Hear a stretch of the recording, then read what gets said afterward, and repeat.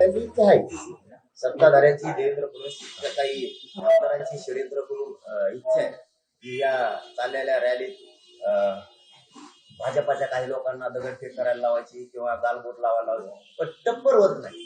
निवेदन करतेच पण टप्पर होत नाही. त्यांना माहिती मध्ये गेलं की बाहेर निघून का नाही, कारण ही विभागाचीच फौज आहे इकडची. त्यांचं खूप दिवसापासून एक षडयंत्र सुरू आहे, ठिकाणा घडून आणायचा, गालबोट लावायचं. पण इतक्या ताकदीनं मराठी त्यांच्या मागं लागतील ना की धाकेल्या. त्यामुळं माझी इच्छा आहे की आपण संयमदार शांततेनं न्याय मिळत असतो आणि आपण तो मिळवून त्या संदर्भामध्ये त्यांना जी भूमिका मांडायची ते मांडू शकतात. आम्हाला जे सांगायचं ते आम्ही सांगू इच्छितो.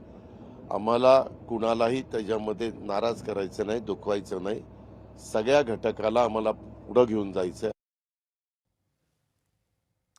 या सगळ्या संदर्भात रावसाहेब दानवे यांचं नेमकं काय म्हणणं आहे पाहूया. भारतीय जनता पक्षाला मराठा आंदोलनाचा फटका बसला हे म्हणणं आम्हाला पसंत नाही आहे.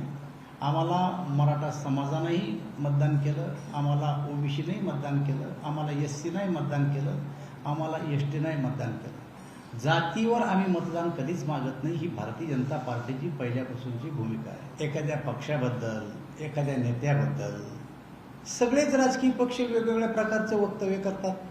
आम्ही सुद्धा करतो.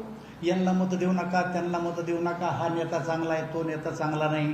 हे तर राजकारणामध्ये चालतच असतं ना. आणि त्याच्यामुळे त्यांच्या एकट्याच्या बोलण्यावर असं कसं निर्णय करतात.